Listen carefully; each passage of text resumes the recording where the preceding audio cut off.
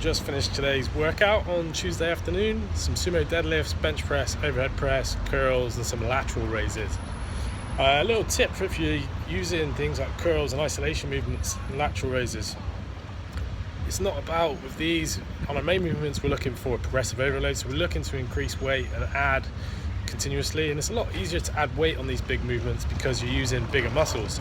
Things like curls, you can get, for me, curling 12s, 15s, I get a really good workout from them, and trying to really push them, my form starts to go and then my joints start to ache a little bit more if I try and push too heavy on these.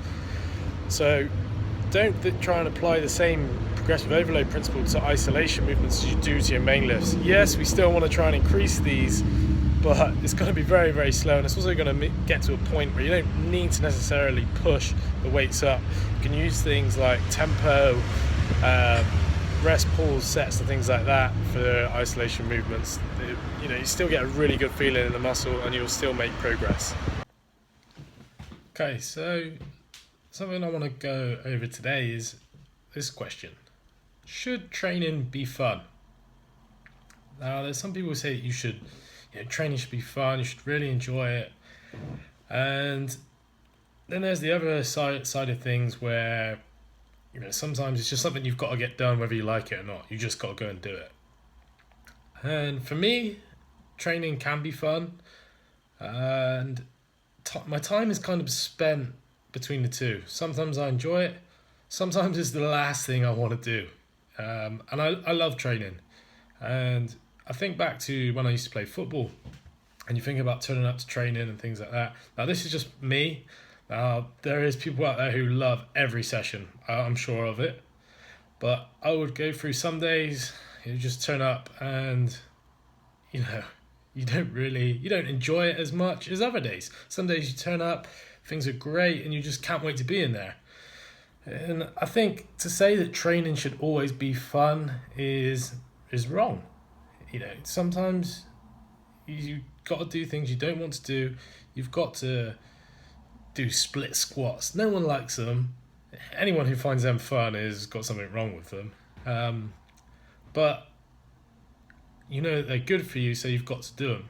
And you need that reasoning behind you to make you want to do it, even if it's not going to be fun. So for those of you, whether you are new to fitness or you've been doing it a while,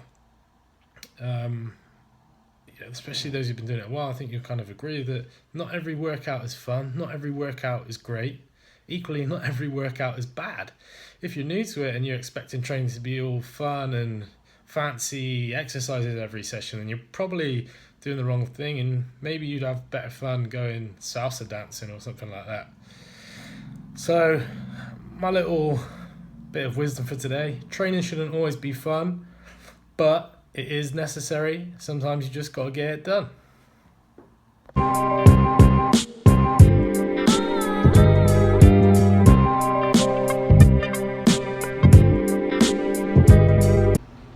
Good afternoon. It's Thursday. My days are all over the place because of the bank holiday. I thought it was Friday today, but yeah. Didn't do any recording yesterday. Work was really busy. Didn't train. Wasn't a very exciting day, and I didn't come up with any content, so I'm sorry I don't have anything to provide you with on that. Hopefully I can provide you with some good content today. So I'm just about to train today. I've got squats, rows and dips. Squats, this is my heavier squat day. So how my training is divided up at the moment is that I squat on a Monday, which is more volume based, so higher rep work, more sets. So at the moment it's 4 or 5 sets times 7 to 8 reps. It's varied. Gradually over the weeks it will come down, and then today, so this is my third workout of the week, I go a little bit heavier and lower rep stuff. Similar principle with my deadlift. So on Tuesday, so that's workout number 2 of the week, I sumo deadlift from blocks. Now I'm still toying around with sumo and conventional, so I do 1 session of each, and then Friday or Saturday will be a heavy deadlift day for me. Bench press, my frequency's dropped off a little as I was starting to get some shoulder niggles and elbow pains and stuff, so backed off the frequency, which I think we now bench 3 times a week. Before I was at 4. So that's Monday, Tuesday. I'll day off from benching today, and then I'll bench again on Friday or Saturday. And that also uses a variety of rep ranges. So we use a daily undulating periodization approach here. Now what this means is that day 1 may be, I get similar to the squats, more volume based, a higher reps, so like 4 sets of 8, which I've been using the dumbbell bench press for.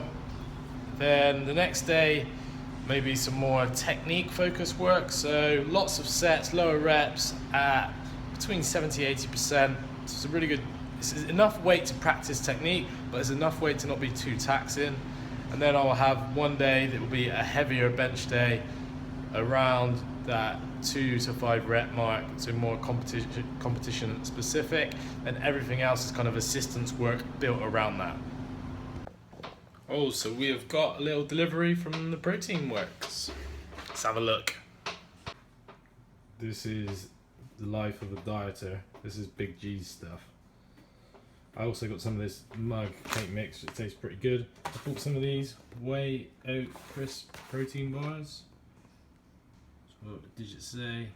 267 calories, 5 grams of fat, 45 carbs, 7 fiber, and 19 protein. Decent little snack that. Then I bought some all-in-one whey protein. So that will be protein and carbs. Basically, sometimes I don't have enough time to eat a meal, and supplements or protein bars are quite handy for me. So when I say supplements, I mean like a whey protein shake. I don't take many supplements, to be honest. Majority of the time I don't take any. So I've never been one for things like fat burners or stupid little pills and things like that. It's just eat some food, get enough protein in, and you know, I'm not saying that supplements don't have benefits, because they do, but I'm also quite inconsistent with taking them. So things like creatine or a multivitamin that I know I should take, that there's benefits to them, I might take creatine for 5 days, doing 5 grams a day, and then I don't take it for 4 days, and then I just do it again, and you don't get the benefits that way. So I think this protein actually has creatine in it, so that's an easy way of doing it. Some proteins have it containing. Multivitamin I should take. Fish oils, again, just inconsistent with it. If I'm getting enough fish in my diet though, with like salmon and other oily fish, that should usually cover your recommended daily allowance of omega-3s, which are essential for good health. So yeah, my little thing today. You don't need loads of supplements to be fit, strong, and healthy. Yeah, if it sounds too good to be true, it probably is.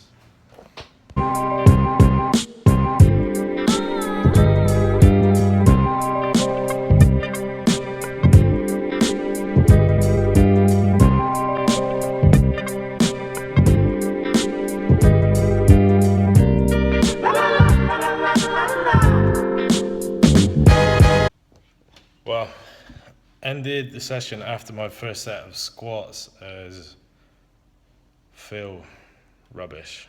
So then back, knees just feel like crap. So session finished. Maybe come tomorrow, or I don't know. When things like this happen, you then start to look at what you perhaps where things gone wrong, or why do you feel like this, and perhaps things like just looking after my body a bit more stretching and rolling and warming up a little bit more. I'm not always consistent with that, and yeah, I could probably do with a massage. I've been saying for ages that I need one. I know I feel stiff in places, and yeah, not a good session.